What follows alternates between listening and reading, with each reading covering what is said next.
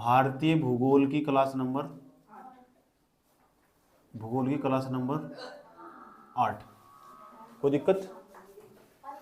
देखो आज हमें क्या समझ रहा, समझना ही याद भी करना। कल हमने क्या पढ़ा, जो भारत था ना उसका हमने भौतिक विभाजन पढ़ लिया। इधर ध्यान लगाओ, भारत का हमने भौतिक विभाजन पढ़ लिया। और भारत का ना जो भौतिक विभाजन कितने प्रकार से करा गया?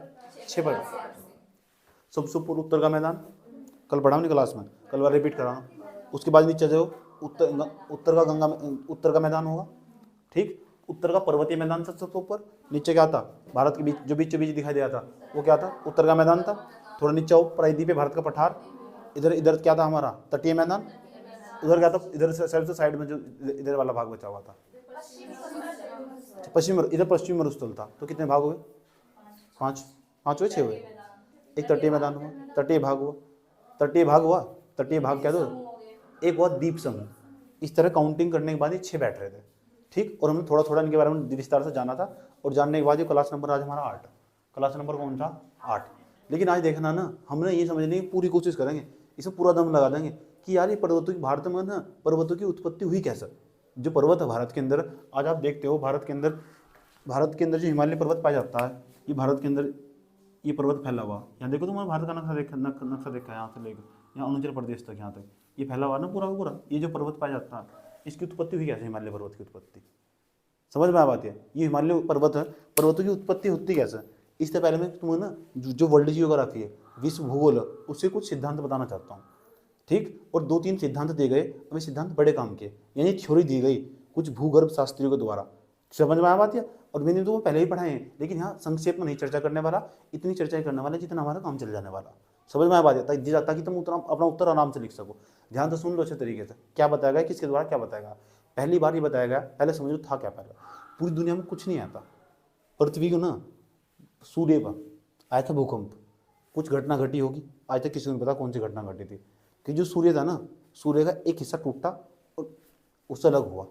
अलग होने के बाद ना, सूर्य का एक हिस्सा टूटने के बाद अलग हुआ, अलग होने के बाद इस पृथ्वी की उत्पत्ति हुई। पृथ्वी क्या हुई? अब घर कुछ ऐसे टाइप धीरे धीरे पृथ्वी की उत्पत्ति हुई। यहाँ ना धीरे धीरे यहाँ हाइड्रोजन और ऑक्सीजन के मिश्रण के परिणाम स्वरूप इस पर जल की उत्पत्ति हुई। जैसे हम दूसरे ग्रहों पर आज भी तलाश कर रहे हैं। जब जल की उत्पत्ति हुई ना, तो फिर सारी चीज़ें खुद ऑटोमेटिक धीरे धीरे डेवलप होनी स्टार्ट हुई। समझ में आया बात है? फिर काई, सबसे पहले जो जीव आया उसको काई आया, जिसे हम शैवाल कहते हैं। उसने धीरे धीरे उसने अपना रूप धारण करना स्टार्ट करा, धीरे धीरे सब चीज़ों का डेवलपमेंट होता रहा। सबसे पहले ये कीड़ी मकोड़े आकार साइज बढ़ता चला गया, धीरे धीरे साइज सबका बढ़ता चला गया। और आज मनुष्य देखो कितनी विकसित अवस्था में पहुंच चुका। समझ में आया बात है? जब मैं देखता हूँ ना ये सब चीज़ें पढ़ने के बाद कि मनुष्य ने अपने आप को कितना डेवलप कर लिया। समझ में आया बात है? जब दिल्ली में देखते हैं ना, ऐसा दिल्ली महल, यहाँ ट्रेन ऊपर, सबसे ऊपर ट्रेन चल रही, ट्रेन की मेट्रो स्टेशन, एक और नीचे मेट्रो स्टेशन, एक और नीचे मेट्रो स्टेशन, किसी को नहीं पता। और काफी कई किलोमीटर तक दूर बाजार तक फैला हुआ, किसी को नहीं पता कहाँ चल क्या रहा। ऊपर नीचे बिल्डिंग, लोग घर बन, इधर साइड में लोग घर बना हुआ। इतना डेवलप हो चुका मनुष्य। मनुष्य देखो कहाँ था उत्पन्न हुआ। पहले ना ये पूरा का पूरा जो भाग था, पूरा संपूर्ण भाग था, जो ऊपर का भाग था, कुछ जो पृथ्वी ने पे आग का तपता हुआ गोला थी। तो जब आग का तपता हुआ गोला थी ना, तो पृथ्वी का एक भाग ऐसा था जो सबसे पहले ठंडा हुआ, ठीक। जो सबसे पहले ठंडा हुआ, एक ऐसा भाग था जो देर में ठंडा हुआ। जो भाग देर में ठंडा हुआ, जो सबसे पहले ठंडा हुआ, उसे क्या कहते हैं बता दो? जो सबसे पहले ठंडा हुआ ना, उस भाग जो नीचे, उसकी तली नीचे बैठ चुकी, उसके अंदर संकुचन हुआ, तो उस भाग को महासागर कहते हैं। और जो भाग देर में ठंडा हुआ ना, उसे महाद्वीप बोलते हैं। इतनी बात बताओ, समझ में नहीं है? तो महासागर और महाद्वीप कैसे कहते हैं? और आप जानते हो अभी वर्तमान समय में, अभी हम पूरा का पूरा डाटा देख लो, कच्चा खाका समझ लो क्या था। समझ में आया बात है? ठीक। तो पहले हमारे पास ये था कि जो उठे हुए भाग थे, जो देर में ठंडे हुए, उन्हें क्या बोलते हैं? महाद्वीप। जो जल्दी ठंडे हुए उन्हें क्या बोलते हैं? महासागर बोलते। ये बात, ये कॉन्सेप्ट बताओ, यहाँ तक समझ में आया नहीं? तो महाद्वीप और महासागर का कॉन्सेप्ट समझ में आया? ठीक। मैंने कहा पृथ्वी थी, लंबे करोड़ों वर्षों तक बारिश होती रही थी, करोड़ों वर्षों तक। समझ में आई बात? वो संघनन की क्रिया के परिणाम स्वरूप बारिश होती रही थी। बारिश होने का कारण यही था। समझ में आया बात? ठीक। एंथ्रोपोलॉजी में पढ़ते, ज्यादा में जानने नहीं वाला उसकी तरफ, कुछ है नहीं। हाँ, तो किसकी बात कर रहे थे? इसकी बात कर रहे थे। उसके बाद क्या हुआ? तो ये पृथ्वी, तो महाद्वीप और महासागर समझ में आए। आज वर्तमान समय में हमारे पास कितने महाद्वीप है? 7 महाद्वीप। 7 महाद्वीप और 5 महासागर। सबसे बड़ा महाद्वीप कौन सा है? एशिया। सबसे बड़ा महासागर कौन सा? प्रशांत महासागर। प्रशांत महासागर। बात समझ में आई? ठीक। लेकिन पृथ्वी के अंदर ना क्या हुआ कि कैसे पर्वतों की उत्पत्ति हुई। अगर भारत का भौतिक विभाजन समझ ना दूंगा, भारत का जो उत्तर पर्वतीय मैदान है, वो पर्वत में कैसे तब्दील हुआ, इस बात को मुझे समझाने के लिए कुछ थ्योरियां समझानी पड़ रही। समझे, दोबारा मैं समझा रहा हूँ। अरे भाई, भारत के अंदर ये पहाड़ पर्वत बने कैसे यार, इस बात को समझाने के लिए मुझे कुछ थ्योरी समझानी पड़ रही। उनमें से एक थ्योरी का नाम है, एक सिद्धांत का नाम है अल्फ्रेड वेगनर का महाद्वीपीय सिद्धांत।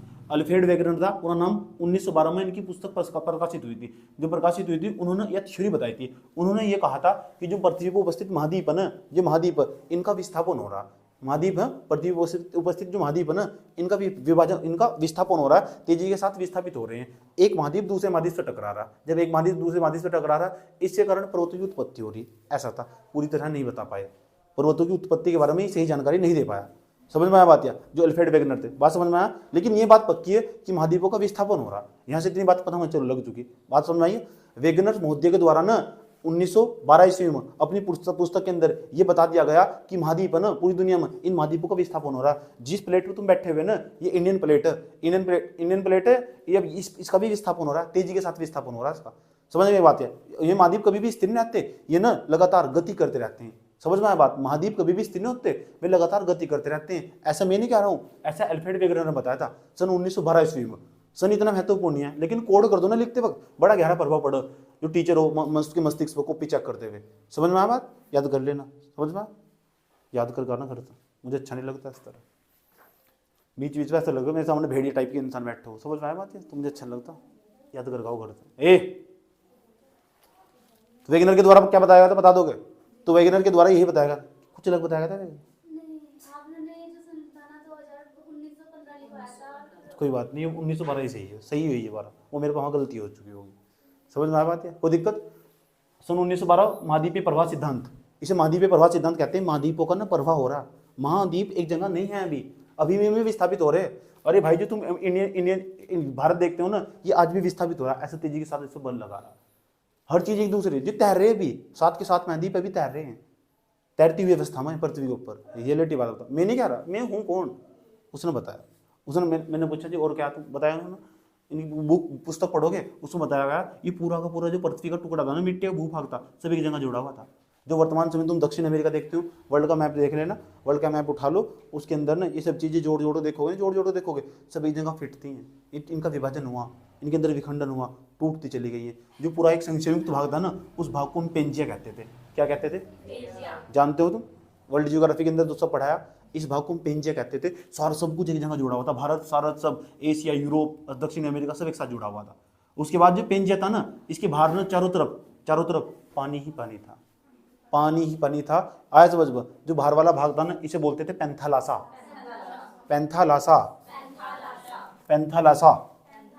इस वाले भाग को, संयुक्त भाग को क्या बोलते थे? पेंजिया। गंजिया नहीं, पेंजिया।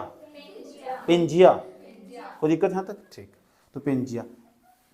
अब जो 225 मिलियन वर्ष पहले ना, 225 मिलियन वर्ष पहले ये इतना, इसकी अवस्था ऐसी थी। अब 225 मिलियन, पता है 1 मिलियन वर्ष कितने लाख हो? 10 लाख हो। अब सोच लो कितने लाख साल पहली बात है। 225 मिलियन ना, 225 मिलियन की 10 लाख से गुणा करोगे, इतने साल पहले की बात बता रहा हूँ मैं तुम्हें। समझ में आ बात है?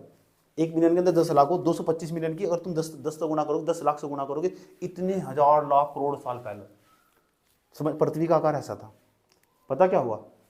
150 मिलियन, आज से लगभग, आज से वर्तमान समय से 150 मिलियन वर्ष पूर्व इसके अंदर विखंडन हुआ, टूट गया। टूटता क्यों? किसी को कुछ नहीं पता। तुम्हें पता तो मुझे बता देना। समझ आए? किसी को कुछ नहीं पता, बस टूट गया। कौन टूट गया? पेंजिया। कितने भागों में? 2 भागों में। एक भाग तो उत्तर में चला गया, एक भाग दक्षिण में चला गया। जो भाग उत्तर में चला गया ना, उसे बोलते हैं अंगारा लैंड।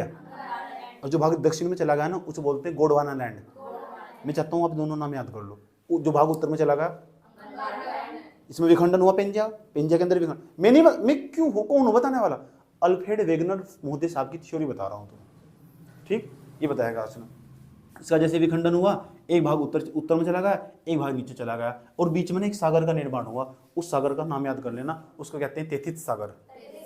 तेथिस सागर। हाँ, इसकी बहुत जरूरत है तुम्हें। इसी कारण भारत में पर्वत की उत्पत्ति हुई तेथिस सागर के अंदर। ये बताऊंगा तुम ध्यान से, इसलिए पूरा फोकस लगा कर रखना। ऊपर वाले भाग को जो उत्तर में चला गया था, जो भाग टूट कर ना उत्तर में चला गया, पेंजिया का जो भाग टूट कर उत्तर में चला गया, उसे बोलते हैं अंगारा लैंड। निचले वाले भाग को गोंडवाना लैंड बोलते हैं। भारत गोंडवाना लैंड का हिस्सा, यस, ऊपर वाले भाग का हिस्सा नहीं है। समझ में आया बात? ठीक। तो ऊपर जो चला गया उसे लारेंसिया ही बोलते हैं, लारेंसिया या अंगारा लैंड, इसे बोलते हैं। नीचे गोंडवाना लैंड, बीच में 33 सागर, ये बात याद रहने वाली। उसके बाद क्या हुआ? उसके बाद ये पहली प्रकृति थी इसकी, ये दूसरी प्रकृति थी। उसके बाद क्या हुआ? आज से लगभग 100 मिलियन वर्ष पूर्व, आज से वर्तमान समय से 100 मिलियन वर्ष पूर्व क्या हुआ? इसके अंदर भी विखंडन हुआ, इसके अंदर भी विखंडन हुआ। और ये वाला भाग ना, ये वाला भाग यहाँ से टूट कर ना, ये वाला भाग यहाँ से टूट कर, ये वाला भाग टूट गया, यहाँ से 2 भागों में टूट गया। ये भाग इधर चला गया, ये भाग इधर। ये वाला भाग जो इधर वाला भाग है ना, वर्तमान समय में आज से आप यूरोप प्लस एशिया, यूरेशिया कहते हैं। इस वाला जो भाग इधर चला गया ना, इधर वाला, वर्ल्ड ज्योग्राफी में देखोगे तो मैप में देखना है, जैसे इधर देखोगे ना साइड में, तो ये वाला भाग उत्तरी अमेरिका कहलाता है। जी हाँ, मैं कौन हूँ बताने वाला? अरे वेगनर साहब ने बताया अपने महाद्वीपीय प्रवाह सिद्धांत के दौरान। समझ में आ बात? या चलो, ऐसी ऐसी थ्योरी थी, कमाल की थ्योरी। उसके बाद उन्होंने बताया कि जो नीचे वाला भाग था ना, जो गोंडवाना लैंड था, गोंडवाना लैंड लगभग 5 हिस्सों में टूटा। एक तो दक्षिण अमेरिका में चला गया, एक अफ्रीका में चला गया, ये वाला हिस्सा भारत, ये भारत यहाँ से। समझ में आई बात? ये आपका इंडिया रहा, ये अफ्रीका रहा, ये आपका ये आपका दक्षिण अमेरिका रहा, दक्षिण अमेरिका आया समझ में। उसके बाद ये क्या आपका है? ये अंटार्कटिका, ये क्या आपका? ऑस्ट्रेलिया। समझ में आ बात? ये गोंडवाना लैंड 5 हिस्सों में टूट चुका, गोंडवाना लैंड 5 हिस्सों में टूट चुका। क्या तुम मुझे बता सकते हो गोंडवाना लैंड 5 हिस्से कौन से जिसमें टूटा हो? एक तो कौन सा? दक्षिण अमेरिका, वर्तमान नक्शे में देख सकते हो तुम इसे, दक्षिण अमेरिका, अफ्रीका, उसके बाद इंडिया, ऑस्ट्रेलिया, अंटार्कटिका। उसके बाद ऊपर वाला भाग कौन सा था? यूरेशिया, यूरेशिया, यूरेशिया, और ये उत्तरी अमेरिका, उत्तरी। कोई दिक्कत यहाँ तक? कोई प्रॉब्लम? ये बात समझ में आई? ठीक। तो बताओ 100 मिलियन वर्ष पूर्व इसकी स्थिति ऐसी थी नहीं थी। अब वर्ष 2007 का डाटा मेरे पास है, वर्ष 2007 का डाटा मेरे पास है। ये नक्शा वर्तमान समय जो तुम नक्शा देखते हो ना, वर्तमान समय में गोल गोल जो पृथ्वी का नक्शा देखते हो उसमें ये वर्तमान समय की स्थिति, इसका नाम देख लेना। जो ऊपर वाला भाग है ना, इसे बोलते हैं उत्तरी अमेरिका, इसे बोलते हैं दक्षिण अमेरिका, इसे ये ऊपर का भाग दिखता है, इसे बोलते हैं ग्रीनलैंड। ये वाला है यूरोप प्लस एशिया, यूरेशिया। ये क्या है? अफ्रीका। आया समझ में? जो इंडिया ना, इंडिया यहाँ जाकर टच हो चुका हो, उधर यहाँ जाकर टच हो चुका। उसके बाद नीचे अंटार्कटिका हुआ, इधर साइड में हुआ ऑस्ट्रेलिया। ये बात बताओ समझ में नहीं है? तो वर्तमान समय में 2007 का डाटा मेरे पास मौजूद है, ऐसा हो चुका। इसे बोलते हैं महाद्वीपीय प्रवाह सिद्धांत। यहाँ तक एक ही बात याद रखनी, महाद्वीप होगा ना, महाद्वीप कभी भी स्थिर नहीं होते, उन्हें लगातार गति करते रहते हैं, गतिमान अवस्था में होते हैं। ऐसा बताया गया था अल्फ्रेड वेगनर महोदय के द्वारा, लेकिन ये पूरी बात नहीं बता पाए, ये पूरी बात नहीं आती। इसके बाद इनकी बात को खारिज करने के लिए एक दूसरे वैज्ञानिक आए, उनका नाम पता क्या था? उनका नाम था हैरी हैंस महोदय। हैरी भैंस महोदय नहीं है, हैरी हैंस महोदय, हैरी हैंस महोदय। वर्ष 1960 के अंदर इन्होंने जो सिद्धांत दिया, सब कुछ चौंका देने वाला सिद्धांत। ऐसा सिद्धांत दिया क्यों? अभी हम समझने की कोशिश कर रहे हैं यार, ये भारत के अंदर जो पर्वत बने, इनकी उत्पत्ति कैसे हुई होगी। तो हम यहाँ तो थोड़ा थोड़ा अंदाजा लगाते हैं। ऐसा हुआ होगा कि जो महाद्वीप है ना, लगातार स्थिर नहीं रहते हैं, ये गति करते रहते हैं, इनमें प्रवाह होता रहता है। ऐसा अल्फ्रेड वेगनर ने बताया, जब एक महाद्वीप दूसरे महाद्वीप से टकराया होगा, शायद पर्वतों की उत्पत्ति हुई होगी। लेकिन देखिएगा, जो अल्फ्रेड वेगनर थे, बाद में जाकर जब 1960 तक तो जो हमारे अल्फ्रेड वेगनर महोदय थे, इनकी बड़ी इज्जत करते थे लोग। अब बाद में जाकर 1960 में मुंह की खानी पड़ी, क्योंकि वक्त कभी भी एक जैसा नहीं रहता है। समझ में आया बात? वक्त की खूबसूरती हो, लगातार समय समय पर परिवर्तित होता रहता है। समझ में आया बात? हो सकता है आज तुम्हारे साथ जो घटित हो रहा हो भविष्य में ना हो। समझ में आया बात? मैं आज तुम्हें पढ़ा रहा हूँ, कल ना पढ़ाऊँ, कुछ नहीं पता जिंदगी का। समझ में आया बात? तो उसके बाद प्लेट टेक्टोनिक थ्योरी, इसे ना प्लेट विवर्तन की सिद्धांत भी कहते हैं। हैरी हैंस महोदय के द्वारा, किनके द्वारा? क्या दिया गया? एक सिद्धांत दिया गया, उसे बोलते हैं प्लेट टेक्टोनिक थ्योरी, प्लेट विवर्तन की सिद्धांत। किसके द्वारा दिया गया? Harry Hans. कब दिया गया? 1960 से। उनके द्वारा पता क्या बताया गया? उनके द्वारा बड़ा गजब की बात बताई। कह रहे पृथ्वी एक फुटबॉल की भांति, और पृथ्वी के भीतर ना गहराई वाले भाग के अंदर, पृथ्वी के भीतर गहराई वाले भाग के अंदर लगभग 7 प्रकार की प्लेटें काम कर रही है। वे 7 प्रकार की जो प्लेटें ना, ऐसा मौजूद है, 1 2 3 4 5 लगभग 12-13 किलोमीटर की गहराई के अंदर नीचे जाकर। बात समझ में आया बात? ठीक, ऐसा प्लेटें काम कर रही। वे प्लेटें जो काम कर रही है ना, ऐसा तैर रही है, क्योंकि पृथ्वी के अंदर कोई भाग जो द्रव अवस्था में, तरल अवस्था में, उसको सुना मैग्मा का। मैं नहीं कह रहा, मैं हूं कौन यार, कुछ नहीं हूं मैं। समझ में आ बात है? हैरी हैंस महोदय के द्वारा बताया गया, उनकी बात को बस अच्छे तरीके से एक्सप्लेन कर रहा हूँ। बात तो जब बनती ना, जब मैं इस तरह कोई सिद्धांत बताता, मेरे पास भी एक सिद्धांत है, समझ में आ बात है? पूछो कौन सा? मैं तुम्हें इतनी मार दूंगा सारे सिद्धांत, ये सब कुछ याद करवा दूंगा, इनका सिद्धांत बना दूंगा। समझ में आया बात है? यही सिद्धांत है। तो पृथ्वी के अंदर ना 7 प्रकार की प्लेटें हैं। ये 7 प्रकार की प्लेटें ना गहराई के अंदर मौजूद है। समझ में आई बात है? ये लावा के पृथ्वी के अंदर जो लावा भरा हुआ ना, उसके ऊपर ये प्लेटें तैर रही, ऐसे गति कर रही, और गति भी ऐसी वैसे नहीं कर रही, 3 प्रकार की गति कर रही। ये बात मैं कौन हूं यार बताने वाला? हैरी हैंस महोदय के द्वारा बताई गई। ऐसा करके मैं तुम्हारे वैज्ञानिक का नाम तो याद ही करवा दूंगा। और कब बताई गई? 1960 में। आया समझ में? कोई दिक्कत यहाँ तक? वर्ष 1960 में सिंधु समझौता हुआ था। कोई दिक्कत यहाँ तक?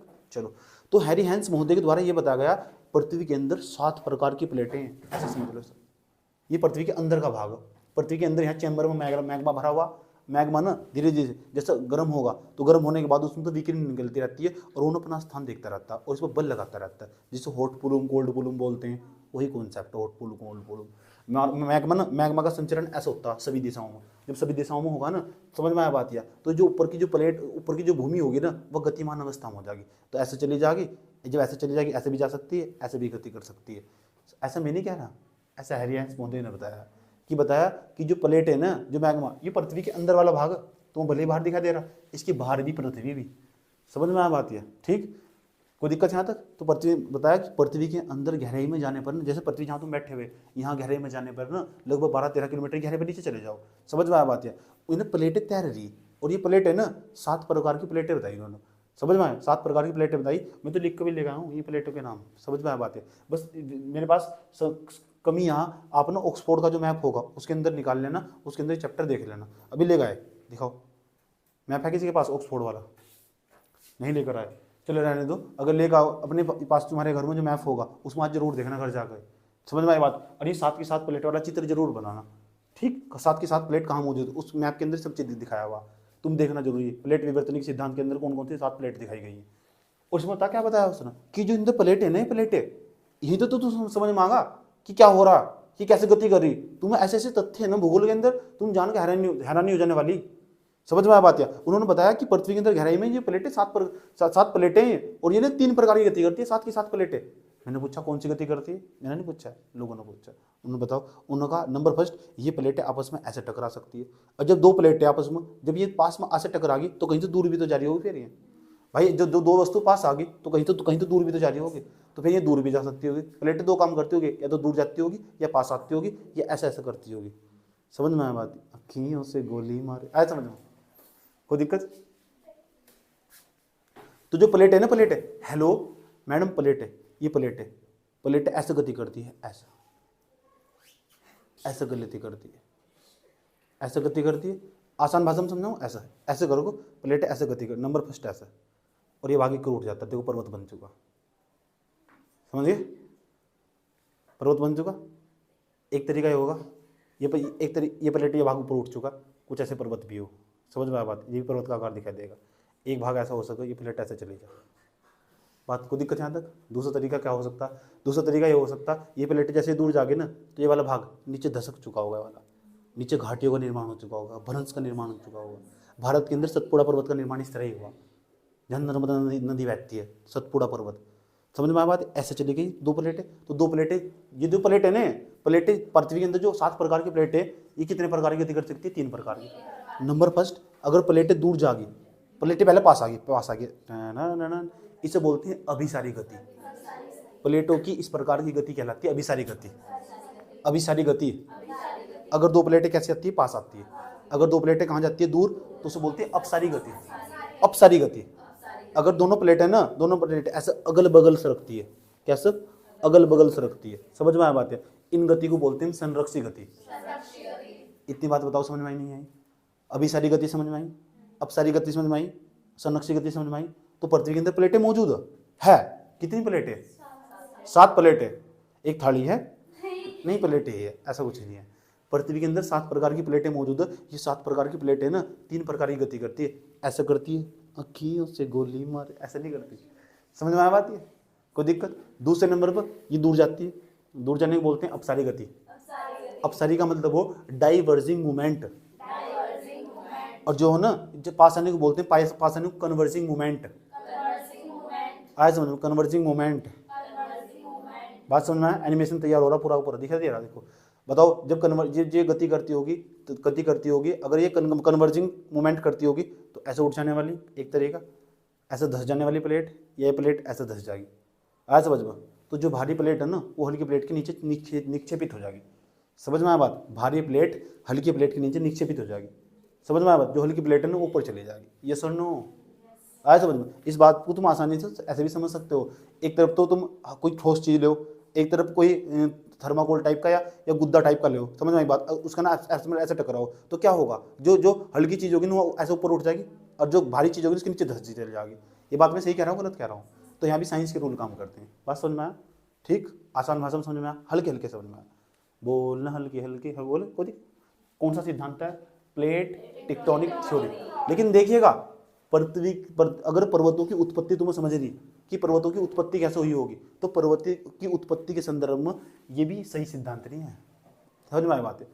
ये किसी हद तक सही है लेकिन पूर्ण रूप से सही नहीं है। अगर पर्वतों की उत्पत्ति समझ रही तो पर्वतों की उत्पत्ति हुई कैसे, इस बात को समझाने के लिए ना पता कौन आया? कोबर का भू संतति सिद्धांत आया। कोबर का भू संतति सिद्धांत, इसे भू सन्नति भी सिद्धांत भी कहते हैं। भू सन्नति सिद्धांत, कोबर का भू सन्नति सिद्धांत। इतनी बात बताओ समझ में ही नहीं आई? देखो मैंने तीनों लिखे हुए हैं, अभिसारी गति, अपसारी गति, संरक्षी गति। ये बात समझ में आने वाली तुम? जो अभिसारी गति होगी ना, जैसे दो प्लेटें आपस में अभिसारी गति करती होगी ऐसा, तो इसी कारण अभिसारी गति करने के कारण ही ना पता किसका निर्माण होगा? पर्वतों का निर्माण होगा। समझ में आया बात? या भारत के अंदर जो नवीनतम पर्वत श्रृंखला उसका निर्माण ऐसे ही हुआ। ऐसे ही प्लेटें गति कर रही होगी, ऐसा हुआ। इतना ही काम नहीं करता, इतना ही डाटा काम नहीं करता। अपसारी गति ऐसे, जब दो प्लेट ऐसे जाती होगी तो नीचे भ्रंश का निर्माण होता, ऐसे जमीन धसक जाती है नीचे, जब भ्रंश का निर्माण होता। भारत के अंदर ना जो भ्रंशोत पर्वत, जो हमारा सतपुड़ा पर्वत, जहां नर्मदा नदी बैठती है, जहां स्टेच्यू ऑफ यूनिटी बनी हुई गुजरात के अंदर, उसी नदी के किनारे, वह नदी भ्रंशोत घाटी में बहती है क्योंकि वहां पक्का दो प्लेटें दूर हुई। समझे? वहां पक्का दो प्लेटें दूर हुई आपस में, यानी उन प्लेटों में विच्छेद हो रहा कि जो वहां भ्रंश पाए जा रहे हैं। समझ में आया बात? है इसका एक उदाहरण है। बात समझ में आ रही? ठीक। संरक्षी गति, संरक्षी गति का उदाहरण कहां मिलेगा तुम्हें? संरक्षी गति का उदाहरण भी तुम देख सकते हो। पहले मैं तीनों उदाहरण समझाने की पूरी कोशिश करता हूं। इसे मैं यहां से रफ कर दूं, इसका कोई काम नहीं है। ठीक, तो जिसका कोई काम नहीं हो ना उसको छोड़ देने में भलाई हो। समझ में आया बात? है जरा ध्यान से देखना अच्छे तरीके से। अभिसारी गति का उदाहरण ले लेते हैं। अभिसारी गति का तो भारत के अंदर ना देखो, भारत के अंदर ये भारत का मैं वो वाला भाग बना रहा हूं, प्रायद्वीप है भारत का पठार, ये वाला भाग दिखा दे रहा तुम?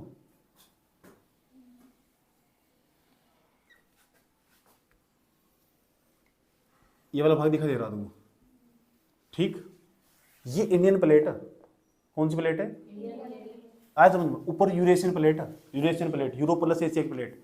ये वाली प्लेट ना और ये वाली प्लेट दोनों आपस में ऐसा बल लगा रही, और जब बल पता कैसे लगा रही, ऐसा वैसा भी बनने लगा रही। अभिसारी प्लेट के बारे में समझ, अभिसारी गति समझा रहा हूं तुम। कौन सी अभिसारी गति हो? ये वाली प्लेट भारी प्लेट है, कठोर चट्टानों से निर्मित प्लेट है। ये प्लेट आज भी इस वाली प्लेट पर गति बल लगा रही। जब बल लगा ना एक प्लेट दूसरी प्लेट पर बल लगाई, क्योंकि प्लेटें तो गति करती रहती है, हैरी हैंस महोदय के द्वारा बताया गया था। तो यह प्लेट, इस प्लेट का नाम इंडियन प्लेट है। उन पांचों प्लेट, सात की सात प्लेट का नाम भी देख लो एक बार, यहाँ सबका नाम लिखा हुआ एक बार देख लो। एक तो उत्तरी अमेरिकन प्लेट, जब तुम जो मैप बताया ना, तुम मैप वर्ल्ड जियोग्राफी का मैप देखना, उसके अंदर दिखा देगा ना उत्तरी अमेरिका कहां सी, पूरा उत्तरी अमेरिका, जो पूरा उत्तरी अमेरिका वो उत्तरी अमेरिकन प्लेट पे बसा हुआ। दक्षिण अमेरिका की प्लेट पे बसा हुआ। वर्ल्ड जियोग्राफी का मैप देखो, समझ में आया बात? है उसके बाद अफ्रीकन प्लेट, पूरा अफ्रीका अफ्रीकन प्लेट पे बसा हुआ। उसके बाद इंडो ऑस्ट्रेलियन प्लेट, जो इंडो ना, जो इंडिया और जो ऑस्ट्रेलिया, जो इसे इंडो ऑस्ट्रेलियन प्लेट बोलो, ये वाला ऑस्ट्रेलिया तो वही प्लेट यहीं से गुजरेगी होगा। उसके बाद यूरोपियन प्लेट, कौन सी? यूरोपियन, जो मैंने तुम बताया यूरोपियन एशियन वाली प्लेट वही है। उसके बाद अंटार्कटिका प्लेट जो सबसे नीचे, मैंने मैप में देखना, मैप में सबसे नीचे दिखाई देगी वही। उसके बाद पूरी दुनिया में जो सबसे बड़ी प्लेट है उसे प्रशांत महासागरीय प्लेट है। इस पर तो कुछ प्लेट ऐसी उन पर महाद्वीप भी बसे हुए और महासागर भी बसे हुए, क्योंकि जब समुद्र के नीचे तो पाई जाएगी प्लेट है, आया समझ में? समुद्र से नीचे पाई जाएगी, तो कुछ प्लेट ऐसी उनपर जो ऊपर की जो प्लेट है, लेकिन एक ही प्लेट ऐसी 7वें नंबर की प्रशांत महासागरीय प्लेट, जो पूरी तरह से महासागरीय प्लेट है और सबसे बड़ी प्लेट भी यही है। इतनी सारी भी मिला के इतना इसका क्षेत्रफल नहीं होना जितना इस वाली प्लेट का क्षेत्रफल होगा, प्रशांत महासागरीय प्लेट। समझ में आया बात है? कोई दिक्कत यहाँ तक? तू कितनी प्लेट बताई तू?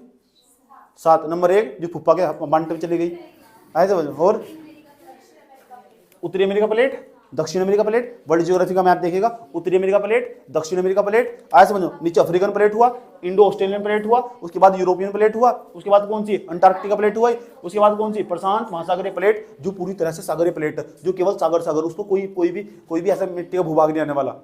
बात सुना है? प्रशांत महासागरीय जो प्लेट, ये सुन लो, सबसे ज्यादा ज्वालामुखी इसे ही पाया जा, प्रशांत महासागरीय प्लेट पे। बात समझ में आया? प्रशांत महासागरीय प्लेट पर सबसे ज्यादा ज्वालामुखी पाया जा, वो बताएंगे तुम्हें। कोई दिक्कत? किसी बच्चे को दिक्कत? चलो ये बताओ, ये वाला भाग ये यूरोपियन प्लेट है, इसे यूरेशिया प्लेट बोल देता हूं, यूरेशिया प्लेट। और ये वाले को जो कौन सी इंडियन प्लेट है, ये इंडियन प्लेट इस वाली प्लेट पे बल लगा रही नहीं लगा रही? आया समझ में? आज भी मैं नहीं कह रहा, ऐसा वैज्ञानिकों का मानना। पर जो हैरी हेंस मौते थे ना, हैरी हेंस मौते के द्वारा उन्होंने खुद बताई है बात, क्यों उन्होंने देखा यार यहाँ भूकंप क्यों आते हैं इस क्षेत्र में, उन्होंने अंदाजा लगाया कि पक्का ये भाग ना कहीं से टूट का आया, क्योंकि जो अल्फ्रेड वेगनर थे ना, वे भी गलत नहीं आते, वैज्ञानिक कभी गलत नहीं होते। आज थोड़ी थोड़ी त्रुटियां हो, उन्होंने कहा था महाद्वीप स्थिर होते गति करते रहते हैं, तो एक बात तो पता लगी वहां से, इन्हीं के द्वारा बताया गया कि जिन गति करते रहते हैं, कौन सी गति करते रहते हैं, यह बात इन्होंने पता लगा दी। थोड़ा थोड़ा करके हमने सबसे सीख लिया। इन्होंने कहा 3 प्रकार की गति करते हैं, उन्होंने कहा ये वाला हिस्सा आज भी इस पर बल लगा रहा, सब जब भी तो बड़े स्केल पे यहाँ जबरदस्त मात्रा में भूकंप आते रहते हैं। जोन नंबर 5 में हमारा उत्तराखंड भी, बताइए तुम, जोन नंबर 5 में जो भी एक क्षेत्र आता है ना, मैप पर देखना, संवेदनशील 5 जोन बनाए गए। जोन नंबर जो 5 में ना, वो कभी भी जा सके, जहां मैं बैठा हुआ ना, खड़ा हूँ, जहां मैं लेक्चर दे रहा हूँ, खड़ा हो गए, ये जोन नंबर 5 मानता है संवेदनशील इलाका भूकंप के मामले में। समझ में आ बात है? बिल्कुल इसी तरह जिस तरह महीनाओं को संवेदनशील वर्ग में रखा गया यूपीएससी के सिलेबस में। समझ में आ बात है? ये वाला भाग इसको आज भी बल लगा रहा, और तो भी बल लगा रहा, पता कौन सी गति लग रही है? उधर से ये भी बल लगा रहा, उधर से ये प्लेट भी। तो जो ऊपर वाली प्लेट है ना, वो हल्की प्लेट है, जो गोंडवाना लैंड वाली, अंगारा लैंड वाली, वो हल्की प्लेट है। ये गोंडवाना लैंड का हिस्सा, वो अंगारा लैंड का हिस्सा, वो वाली प्लेट। समझ में आया? जो यूरेशियन प्लेट है ना, उसका अंगारा लैंड का हिस्सा, ये गोंडवाना लैंड का हिस्सा। जो गोंडवाना लैंड है ना, वो ठोस चट्टानों से निर्मित है। ये प्राचीनतम पर्वत श्रृंखला, प्राचीनतम यहाँ पर, ये प्राचीनतम मिट्टी है यहाँ से, बहुत पुरानी हो चुकी, तो कठोर हो जाती है। जो मिट्टी पुरानी हो जाती है, जब मिट्टी पुरानी हो जाती है, तो धीरे धीरे ये वाली प्लेट धीरे धीरे इस प्लेट के अंदर धसकती जा रही है, ये वाली प्लेट। जी हाँ, रियलिटी मत बता रहा हूँ तुम्हें, ये प्लेट इसके नीचे धसकती जा रही है। ऐसा मैं क्यों कह रहा हूँ? और इस पर बल लगता चला जा रहा है। जब भी तो ये जब इस पर देखो, ऐसे जा रहा था, ऐसा था पहले, और ऐसे जाएगा या प्लेट, या भारी प्लेट है, इसके नीचे निक्षेपित हो जाएगी, ऐसे निक्षेपित हो जाएगी, तो ये वाला भाग ऊपर नहीं उठ गया। जब भी तो माउंट एवरेस्ट की ऊंचाई बढ़ रही, 8,848 से 8,850 मीटर हो चुकी, क्यों बढ़ रही? समझ नहीं आते? प्रति 1 साल के अंदर ना 2 सेंटीमीटर स्क्वायर की दर से प्लेट इसके अंदर निक्षेपित हो रही। ऑप्शनल में पढ़ते हैं ये सब चीजें, तुम्हारे किसी काम की नहीं है। इतने की दर से निक्षेपित हो रही है प्रति 1 साल के अंदर, प्रति 1 साल के अंदर 1 सेंटीमीटर स्क्वायर इसके अंदर निक्षेपित हो जाए। 1 सेंटीमीटर कितना कम हो, जब तो उसकी ऊंचाई लगातार बढ़ती चली जा रही माउंट एवरेस्ट की। और तुम्हें जानकर हैरानी होगी, मुझे कैसे पता लगा है बात, इस बात को हम ऐसे भी सिद्ध कर सकते हैं। राजस्थान का नाम सुना है? राजस्थान के अंदर ना भाई साहब, यहाँ से लेकर यहाँ तक, राजस्थान के अंदर, यहाँ पूरा इलाका राजस्थान का पढ़ो तुम, भारत नक्शे में देखा हुआ तुम, पढ़ा नहीं है? तो यहाँ ना एक पर्वत बना हुआ, उसका नाम है अरावली पर्वत। अरावली पर्वत राजस्थान के अंदर पड़ता। सर्च कर देखना, गूगल करना। क्यों नहीं करते गूगल? शौक नहीं है ना, समझ में आती है ना? तो वही चाहिए जो बस पका पका हलवा मिल जाए। उस पर जहाँ सर्च करोगे गूगल अरावली पर्वत, और जाओगे इमेज पर, जाओगे सीधा इमेज पर, ऑल पर नहीं जाना, उसको साइड में इमेज पे चले जाना, और जाओगे अरावली पर्वत का पूरी श्रृंखला दिखाई देगी तुम्हें। फिर उसका मैप बनाना। क्या बताया था? अरावली पर्वत ना, जो अरावली पर्वत इधर था ना, ऊंचा उठा हुआ, यहाँ इसकी ऊंचाई ज्यादा, और दिल्ली की तरफ जैसे बढ़ते हैं ना, दिल्ली की तरफ जैसे बढ़ते हैं तो इसकी ऊंचाई कम। और दिल्ली से लेकर, दिल्ली के मंजरू टीला तक लेकर ना, यहाँ गुरु शिखर तक, कहाँ तक? इसकी चोटी अरावली पर्वत की सबसे ऊंची चोटी गुरु शिखर, राजस्थान में पाई जा। समझ में आई बात है? तो गुरु शिखर की ऊंचाई तो ज्यादा, और जो वो ना मंजलू टीला दिल्ली में पड़ा, जामा मस्जिद के पास ही पड़ा, उसकी ऊंचाई बहुत कम है। इसका मतलब पक्की बात है, ये कम क्यों हुआ होगा? इसका मतलब पक्की बात है, ऐसा हो रहा होगा, ऊपर की प्लेट नीचे प्लेट के नीचे विक्षेपित हो रही होगी। जब निक्षेपित होगी तो इसकी देखो ऊंचाई कम नहीं हो जाएगी, इसकी ज्यादा नहीं हो जाएगी। इस बात का अंदाजा लगाया गया। अगर पूरी पर्वत श्रृंखला थी, अरावली पर्वत की लंबी पर्वत श्रृंखला थी, पूरी दुनिया में सबसे प्राचीनतम पर्वत यही है। जब गोंडवाना लैंड भी नहीं बना था, तब से ही सबसे पुरानी पर्वत श्रृंखला यही है। पूरी दुनिया का सबसे पुराना पर्वत है अरावली पर्वत। इसके नीचे धसक रहा आज भी। समझ में आया? मुझे कैसे पता लगा? जो गुरु शिखर है ना, इसकी सबसे ऊंची चोटी, उसकी ऊंचाई ज्यादा, और मंजरू टीला की ऊंचाई कम है। और यहीं तक नहीं, इसके साक्ष्य यहीं तक नहीं पाए गए। जैसे यहाँ की मिट्टी ने, यहाँ से दिल्ली की मजलू टीने की इस पूरी परत श्रृंखला पर जो मिट्टी पाई गई, राजस्थान में तुम जाओगे जो मिट्टी पाई गई, वही मिट्टी हरिद्वार में पाई गई। और हरिद्वार में तुम्हें पता, यहाँ पहाड़ी इलाका पूरा, हरिद्वार स्टार्ट हो जा, जैसे तुम पहाड़ चंडी देवी तक चढ़ना स्टार्ट कर दो, वही मिट्टी वहाँ से वही यहाँ से, इसका मतलब वही मिट्टी यहाँ नीचे निक्षेपित हो रही। हरिद्वार में वही मिट्टी पाई गई, उत्तराखंड के। बात समझ में आई बात? थॉट प्रोसेस डेवलप हो रहा, बात समझ में आई बात? बुझा रहा है, बुझा रहा है, बुझा रहा है, समझ में आ रहा है? ठीक, कोई दिक्कत? तो 2-3 साक्ष्य बताए तुम्हें, हैरान कर देने वाली बातें बताई। पूरी दुनिया की सबसे प्राचीनतम पर्वत श्रृंखला पता लग चुकी, क्या नाम है? अरावली। कहाँ से पड़ती है? राजस्थान में। आए समझ में? सबसे प्राचीनतम, समझ में आया बात? ये अरे जो ये वाला भाग है ना, ये गोंडवाना लैंड का हिस्सा। किसका? समझ में आया बात? और ये वाला भाग ना इसके नीचे निक्षेपित हो रहा। देखने का नजरिया बदल जाना तुम्हारा, जैसे पहाड़ी की तरफ चढ़ोगे ना यार, ये वाला भाग धस रहा होगा इसके अंदर। भाई जी बता रहे थे, वे मन मन मत कल्पना करते रहते हैं। रिलेटिव बात बताओ ना तुम, मुझे पढ़ने के बाद ना दिमाग दो गुना, पहले 2 गुना तोड़ा था, फिर 8 गुना तोड़ा, फिर वहाँ जब मैं वनस्पति पढ़ा दूँ ना, पेट रोग देखो पक्का इसका वैज्ञानिक नाम वही होगा जो भाई जी ने बताया था। ऐसा नजरिया हो जा पढ़ने के बाद मेरे से, समझ में आ बात है, फील करना स्टार्ट कर दो। मिट्टी पे चलोगे, सड़क पर चलोगे, कैसे होगा, कैसे इसकी उत्पत्ति होगी, यही पढ़ाया था क्लास में। और यही तो रियलाइज हो, जब तक ऐसा आभास नहीं होने का ना, सब्जेक्ट तुम्हारे भीतर नहीं घुसा, मेरा मानना सब्जेक्ट है ही नहीं। अगर किसी सब्जेक्ट को पढ़े तो तुम बोरियत हो रही है ना, क्या तो तुमने उसको पढ़ते वक्त इंटरेस्टिंग तरीके लिया नहीं, नई दिमाग में फिनोमेना बनाई नहीं।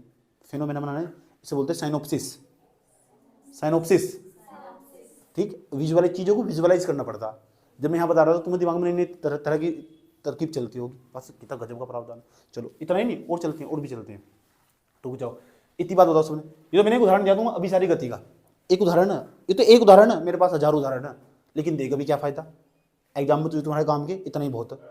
लिखोगे कैसे लिखोगे? अरे भाई उत्तर भी लिखना बताऊंगा मैं, बोर्ड पर लिखूंगा उत्तर, सबसे अच्छा उत्तर लिखोगे। समझ में आ बात है? इतनी बात बताओ, अभी सारी गति का एक उदाहरण पता लग चुका है, ठीक, उदाहरण जीता जागता उदाहरण पता लग चुका। क्या अरावली पर्वत की ऊंचाई लंबाई घट रही? क्या दक्षिण से पूर्व की तरफ, दक्षिण से उत्तर की तरफ घट रही? कैसे पता लगा? जो दिल्ली का मंजरू टीला ना, उसकी ऊंचाई कम है और उसकी ऊंचाई कम, उसकी ऊंचाई ज्यादा। आया समझ? जो गुरु शिखर इसकी चोटी ना, समझ दक्षिण में पड़ती है, गुरु शिखर, उसकी सबसे ऊंची चोटी अरावली पर्वत की, उसकी ऊंचाई सबसे ज्यादा। इसका मतलब इसका ढाल ऐसा हो रहा, इसका मतलब फिर यह प्लेट पक्की बात है, या नीचे निक्षेपित हो रही, ये मतलब ठीक। बात समझ में आई? कोई दिक्कत? बुझा रहा है, बुझा रहा है। ये वाली प्लेट इसके नीचे निक्षेपित हो रही, नहीं हो रही? समझ में आया? क्या हाथ हाथ पे सारा भूगोल समझा दूंगा। ये मेरे हाथ है ना, ये पहाड़ पर्वत सब बन जाने वाले, ठीक। कहाँ गलती होगी? जो आपने ये वाला लिखा ना टिप्पणी करी है, तो आचार्य संहिता के द्वारा दी गई थी 1966 से 65 के बीच में। और इसको तो मैं सागरीय प्रशासन सिद्धांत दिया था। क्या दिया था? सागरीय प्रशासन सिद्धांत। सागरीय, अच्छा, तो ये हरिहंस महोदय द्वारा प्लेट थोड़ी नहीं दी गई थी, ली तथा मोर्गन के द्वारा। अच्छा, और इन्होंने तो हरिहंस ने बताया था कि जो हमारे महाद्वीप है ना, उनका विस्थापन हो रहा है, जो सागर है उनका विस्थापन हो रहा है। अच्छा, मेरे दिमाग में थी ये बात। प्लेट टेक्टोनिक थ्योरी का वैज्ञानिक का नाम क्या बताया? सच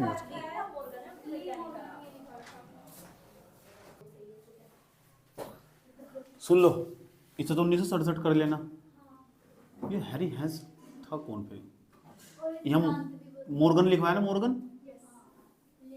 ली मोर्गन, ली मोर्गन, एल मोर्गन लिख लेना, ठीक, कोई दिक्कत नहीं। चलो जाओ, सुनो ध्यान से, अच्छे तरीके से समझना। क्या कहाँ तक पहुँच चुके हम? अब सारी गति समझ लो, अब कहाँ सारी गति हो रही, ठीक, ध्यान से समझना अच्छे तरीके से। अब सारी गति का मैं एक उदाहरण देने जा रहा हूँ, कहाँ कहाँ सारी गति हो रही, देखो ध्यान से।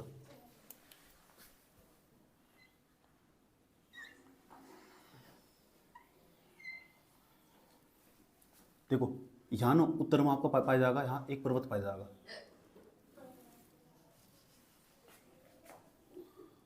यहाँ उत्तर में एक पर्वत पाया जाएगा। उस पर्वत का नाम पता क्या है?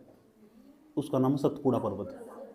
सतपुड़ा पर्वत, जो सतपुड़ा पर्वत है ना, सतपुड़ा पर्वत, उसका निर्माण ऐसा नहीं हुआ उस सतपुड़ा पर्वत का निर्माण ऐसा हुआ, यहाँ पक्का दो प्लेटें ना कहीं दूर जा रही, ऐसे दो प्लेटें पक्का कहीं दूर जा रही, जब दूर जाएगी ना तो बीच में गहरे गहरे वाला भाग नहीं आया, तो जमीन नीचे धसक चुकी होगी, भ्रंश पड़ चुके होंगे।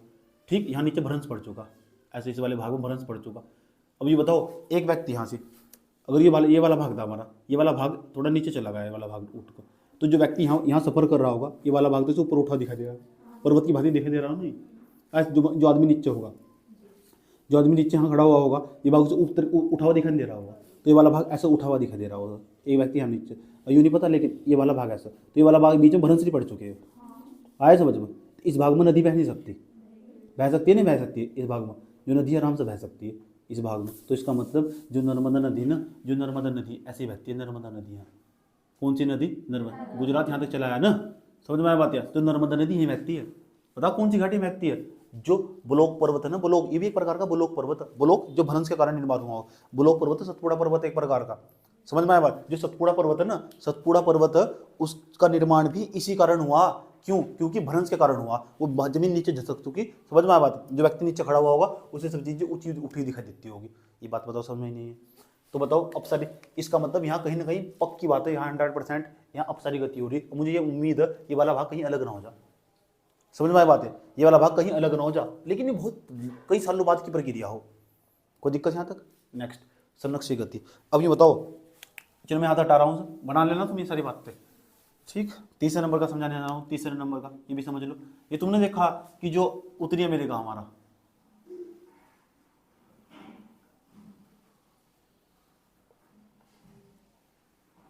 ये वाला भाग दिखाई दे रहा तुम्हें, वाला भाग, इसका नाम है सेंट एंड्रियान्स फोल्ट, एंड्रियान्स फोल्ट, याद है इसका नाम, सेंट एंड्रियान्स भ्रंश, फोल्ट का मतलब भ्रंश हो, समझ में आया बात है। ये वाला भाग नहीं, वाला भाग, ये वाला भाग जो आपको दिखाई दे रहा है, बड़ी मात्रा में है, सोने पाया जा, बहुत अधिक मात्रा में, यहाँ गोल्ड गेट भी है, गोल्डन गेट, समझ में आया बात है, यहाँ बड़ी मात्रा में सोना निकाल जाता। लेकिन ये वाला भाग ना धीरे धीरे, ये वाला भाग, ये वाला जो भाग दिखाई दे रहा है धीरे धीरे, ये वाला भाग एक दिन पूरी तरह अलग हो चुका होगा। क्यों, यहाँ ना अगल बगल ये पूरी तरह जो गति चल रही है ना, उस गति को हम बोलते हैं संरक्षी गति। आया समझ में। सेंट एंड्रियान्स जो ये उत्तरी अमेरिका के अंदर दिखाई देगा, ये नॉर्थ अमेरिका हमारा, नॉर्थ अमेरिका के अंदर ये वाला भाग धीरे धीरे अलग हो चुका होगा एक दिन। क्यों, क्योंकि यहाँ से जो गति हो रही उसे संरक्षी गति कहते हैं। संरक्षी गति के कारण ये वाला भाग धीरे धीरे अलग हो चुका होगा। इस पर तो एक मूवी बन चुकी, समझ में आया बात है, इस पर एक मूवी बन चुकी, सेंट एंड्रियान्स नाम से मूवी, हॉलीवुड की मूवी, गूगल पर यूट्यूब पर जाकर सर्च करके देख सकते हो तुम। उसमें बताया गया जब ये वाला भाग अलग होने वाला होगा ना, तो यहाँ भयंकर तरीके से तबाही आने वाली, समझ में आई बात है। ये भाग अलग होने वाला, भूकंप आने वाला, और यहाँ बाढ़ भी आ सकती है, क्योंकि इधर प्रशांत महासागर पड़ता है ना साइड में, इधर जाकर, समझ में आया बात है, ठीक। तो यहाँ बताया गया उसमें कितनी तबाही आ गई अगर ये वाला भाग अलग हुआ तो, समझ में आया बात है। ये तो तीनों अभिसारी गति हो, अपसारी गति हो, संरक्षी गति हो, तीनों के मेरे द्वारा उदाहरण बता दिए गए। लेकिन जो कोबर था ना, कोबर पर्वतों की उत्पत्ति के संदर्भ में सबसे सटीक और सही जानकारी कोबर का भूसतही सिद्धांत देता। कोबर का जो भूसतही सिद्धांत है, भूसन्नति सिद्धांत, समझना, पर्वतों की जो उत्पत्ति है ना, उनके बारे में सही और सटीक जानकारी यही देता। याद रहने वाली बात है, कोबर का भूसन्नति सिद्धांत, पता, जो पर्वतों की उत्पत्ति के संदर्भ में सही और सटीक जानकारी देता। जानना चाहते हो क्या? ठीक, चलो इसे समझाता हूँ, इसे रफ कर दो यहाँ, ये सारे वीडियो से कर लेना, नोट कर लेना, समझ में आया बात है। सारे डायग्राम एक एक कुछ नहीं छोड़ना बिल्कुल भी, सब आंसर राइटिंग बहुत काम आने वाला। जैसे चैप्टर खत्म करूँगा ना, और जो क्वेश्चन लिखने को दूंगा तो ये सब आंसर राइटिंग में फटाफट कोड करने होंगे। ऐसे बनाया, कहाँ सेंट एंड्रियान्स फोल्ट था, अपसारी गति का उदाहरण दिया था, अभिसारी गति का उदाहरण दिया था, जो वर्ल्ड ज्योग्राफी में पढ़ा रखे मैंने तुम्हें, पढ़ा रखे नहीं पढ़ा रखे, वहाँ से भी निकाल लेना। अब यहाँ भी जब भारतीय ज्योग्राफी पढ़ रहे तो हम जो वर्ल्ड ज्योग्राफी ना रिलेट कर पढ़ रहे, समझ में आया बात है, दोनों रिवीजन एक साथ चल रहा। और बिना वर्ल्ड ज्योग्राफी को समझे बिना आप भारत की जो इंडियन ज्योग्राफी समझ ही नहीं सकते, बहुत सारे कॉन्सेप्ट यूज हो रहे हैं। इसलिए पहले ही ना, ताकि दिक्कत ना हो, जो इंडियन ज्योग्राफी के वीडियो देख रहा होगा उसको समझ में ही नहीं आने का, समझ में आया बात है। इसलिए मुझे सारा स्टडी करना, वो रिवीजन करना पड़ा, और तुम्हें इसका एप्लीकेशन नहीं पता लग चुका। जो तुमने पहले पढ़ा ना, उसका एप्लीकेशन, उसका अनुप्रयोग कहाँ उसका उपयोग होगा, ये भी तुम्हें पता लग चुका। बात समझ में आई है, इसलिए सारा डिस्कस कर रहा है। रफ कर दिया यहाँ तक, चलो इसे भी मैं हटा रहा हूँ। प्लेट टेक्टोनिक थोड़ी हुई।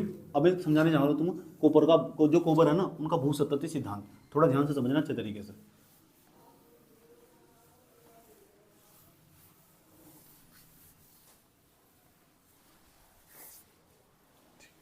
चले अब हम पढ़ेंगे कोबर का भू सन्नति सिद्धांत। पहले खास बात, जो पर्वत है ना, पर्वतों की उत्पत्ति के संदर्भ में सही और सटीक जानकारी कोबर का भू सन्नति सिद्धांत ही देता है। ये बात याद रहेगी। पर्वतों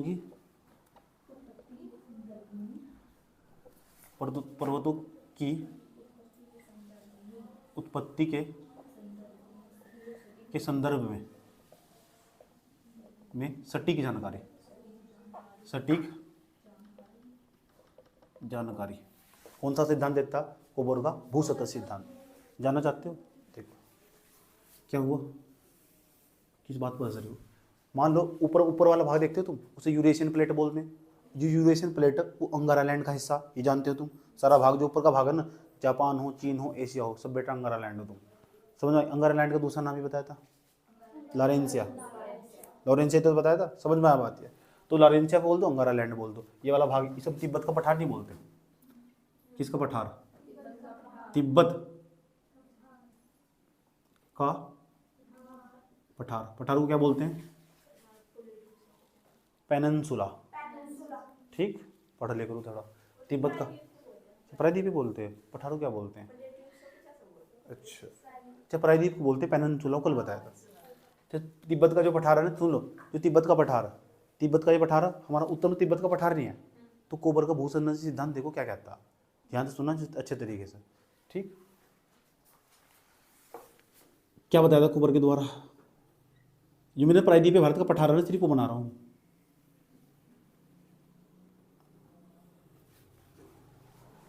वो बनाया गया।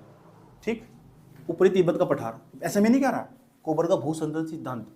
बीच में ये जो वाला भाग, ये वाला भाग जिसे तुम भारत कहते हो, ओरिजिनल भारत तो ये आपका भारत। ठीक, ये वाला जो भारत आपके पास मौजूद है, ये पता कोबर का भू सन्नति सिद्धांत पता क्या कहता? ये कहता है ये वाला जो भाग, ये अफ्रीका से टूट कर आया। ये वाला भाग अफ्रीकन प्लेट से टूट कर आया। ठीक, जिसे तुम भारत कहते हो, ये भारत है ना, ये ऊपर ये तिब्बत का पठार। तिब्बत का पठार किसका हिस्सा? किसका? अंगारा लैंड का। ये किसका हिस्सा? गोंडवाना लैंड। ये वाला भाग, इस वाला भाग, ये वाला भाग एक दूसरे पर बल लगाने की पूरी कोशिश करेंगे। लेकिन ऐसा ही नहीं बताया। कोबर ने क्या बताया? कोबर ने कहा कि यहाँ ना अतीत काल में सैकड़ों नदियां बहा करती थी। अतीत काल में यहाँ तो सैकड़ों नदियां बहा करती थी, आज भी बहती, सैकड़ों नदियां बहती थी। ऐसे आज भी तुम देख सकते हो, अधिकांश नदियां उत्तर से दक्षिण की तरफ बहती है, क्योंकि जो तिब्बत का पठार है ना, ये नहीं बहती, इसे चारों तरफ नदियां बहती है। क्योंकि जो तिब्बत का पठार है उसका आकार गुम्बद के जैसा, जब गुम्बद के जैसा नदी उधर भी जाती होगी, इधर भी जाती होगी, इधर भी जाती होगी, इधर भी जाती होगी। और तुम देख लेना, यहाँ से जो भारत है ना, सिंधु नदी तिब्बत के पठार से जाती है। कहाँ? कैलाश मानसरोवर झील के पास चेमायूं ग्लेशियर था, वहां से निकलती है सिंधु नदी और ऐसे चलती पाकिस्तान को अपना चले गिराती है, जाकर पाकिस्तान को पानी पिलाती है वो। समझ में आ बात है? इसी तरह जो गंगा नदी वो भी वहीं से आती है, ऐसे ही। समझ में आ बात है? गंगा नदी भी ऐसे ही आ रही है, उसके बाद ब्रह्मपुत्र नदी भी ऐसे आती है, भारत के नक्शे में तुम देख सकते हो। ऐसा मैं नहीं कह रहा, ऐसा ही बताते हैं कोबर का कहना, अतीत काल में यहाँ सैकड़ों नदियां बहा करती थी। तुम देख लेना, तीस्ता रिवर, तीस्ता नदी वो भी ऐसी आती है, तीस्ता नदी। कोसी नदी भी बिहार में ऐसे आती है। नेपाल से सारी नदियां इधर ही आती है, इधर वाले बीच वाले भाग में आती है, जिसे हम उत्तर का मैदान बोलते हैं। समझ में आ बात है? इस वाले भाग में ये तो उत्तर का मैदान। आज तुम्हें पता लग जाने वाला उत्तर के मैदान का निर्माण कैसे हुआ।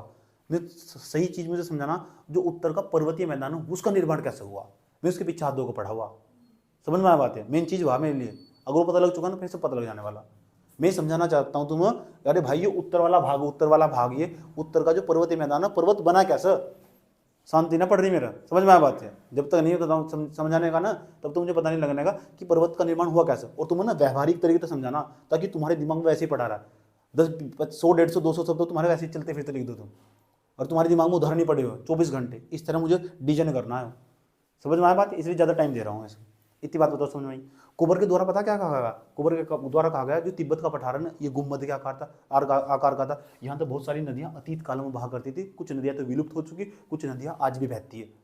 समझ में आया बात? अतीत काल में सैकड़ों नदियाँ बहा करती थी, और जब एक नदियाँ बहती है ना, तो नदियाँ एक चीज नहीं आती, अपने साथ निक्षेप, कंकड़, पत्थर, बालू, रेत, ये सब चीजें एक साथ बहा कर लेकर आती है। और उसने यहाँ बीच में कौन सा सागर था? तेथिस सागर। तेथिस कोबर का भू सन्नति सिद्धांत ना, कोबर का भू सन्नति का मतलब तेथिस ही हो, याद रखना बात है। तेथिस बोलो, तेथिस।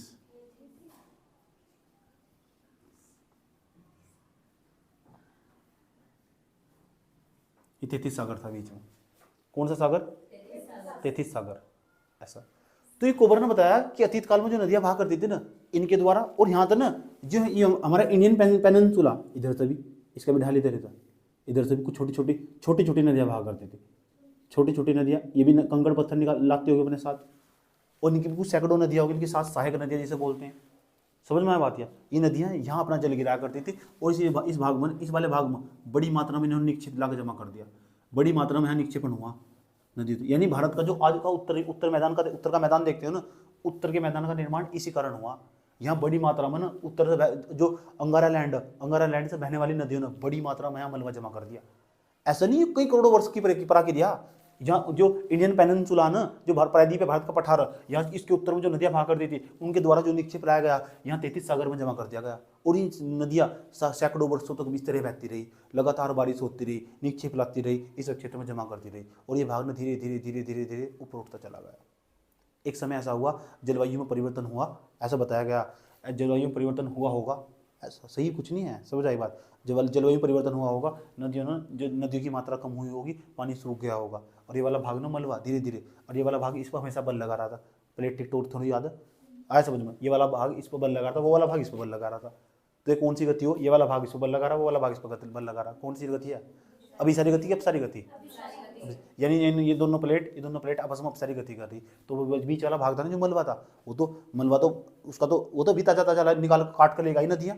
आज बिछा दिया, इसने इस बल लगाया, और ये वाला भाग नहीं, ये वाला भाग ऐसा बल लगाया गया ना, ये वाला भाग ऊपर उठ चुका, ये वाला भाग ऊपर उठ चुका, ये वाला भाग इसके नीचे धंस चुका, ये वाला भाग तो इसके नीचे धंस चुका, ये वाला भाग ऊपर उठ चुका। समझ में आया बात? जो भाग ऊपर उठ चुका ना उन्हें हमने पर्वत कहा। हिमालय पर्वत की उत्पत्ति ऐसे हुई। हिमालय पूरी दुनिया की सबसे नवीनतम पर्वत श्रृंखला, हिमालय पर्वत की उत्पत्ति ऐसे हुई। ये वाला भाग नहीं, जो ऊपर का भाग, ये वाला भाग, ये भाग हार्ड कठोर था, ये इसके नीचे धसक चुका। ये वाला भाग तो जो जमीन थी, ये वाला ये बीच में मलबा था, ये ऊपर उठ चुका। इसलिए तुम पहाड़ों की खुदाई करके देखते हैं ना, उसके अंदर आज भी ऐसे मलबा निकलता आराम से। समझ में आया बात है? पहाड़ों की खुदाई करके देखोगे ना अंदर से ऐसे ही मलबा दिखाई देगा, तुम हटाओगे उन्हें। समझ में आया बात है? ठीक, ऐसा हुआ होगा, ऐसा मैं नहीं कह रहा, ऐसा कोबर ने बताया अपने भूसंनति सिद्धांत के हिसाब से। समझ में आया बात है? पर्वतों के बारे में सही उत्पत्ति, पर्वतों की उत्पत्ति कहाँ से हुई, इसके बारे में सही जानकारी के लिए कौन सा नियम बनाया गया, कौन सा सिद्धांत बताया गया? बात समझ में आई है? ये बात समझ में? इस बात को आसान भाषा में समझाने के लिए ऐसे भी समझ सकते हो। मान लो इधर से कुछ नदियाँ बहती रही होगी, तिब्बत का पठार होगा ये वाला भाग थोड़ा ऊंचा उठा हुआ होगा। तो यहाँ क्या हुआ होगा, ये वाला भाग इसमें निक्षेप जमा हुआ नहीं, बीच में इधर से लाया होगा नदियों द्वारा, इधर से भी लाया होगा, बहुत सारी अधिक मात्रा में निक्षेप जमा हुआ होगा, बहुत सारा निक्षेप था जमा हो चुका।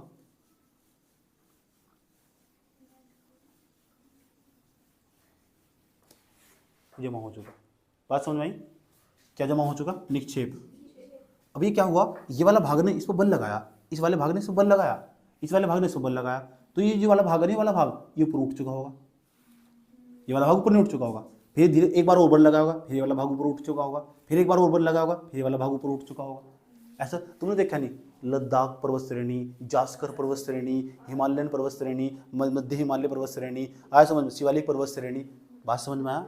उनकी निर्माण ऐसे ही हुआ होगा। ऐसा मैं नहीं कह रहा, ऐसा कोबर साहब ने बताया था, ऐसे इनका निर्माण हुआ, ऐसे इस पर बल लगा रहे, और ऐसे वैसे बल नहीं आए। इस तरह के जो बल लगते हैं ना, इस तरह बल लगते हैं, उसे बोलते हैं संपीड़न बल। तो संपीड़न बल के कारण ऐसे लगाया होगा। अब तुम साइड से ऐसा करोगे तो ये बताओ, ये वाला भाग ऊपर नहीं उठ जाने वाला, ऐसा ये वाला भाग इस पर बल लगाएगा, ये भाग वैसे ऊपर उठ जाने वाला। मान लो तुम आपस में कुछ स्प्रिंग टाइप से ले रहे हो ना, कुछ ले लिया तुमने, ऐसे बल लगाने की कोशिश करी तुमने, ठीक, और वो भाग ऐसे ऊपर उठता चला जाएगा। स्प्रिंग टाइप से तुमने कुछ भी लिया, समझ में आई बात? कोई लकड़ी ले ली तुमने, लकड़ी जिसमें लचक हो, ऐसी कोई लकड़ी लो जिसमें लचक हो, और उसने ना ऐसे दोनों तरफ तो पुश करने की पूरी तरफ तो कोशिश करो, समझ में? तो एक भाग पक्की बात, बीच में तो वो भाग ऊपर उठ चुका होगा।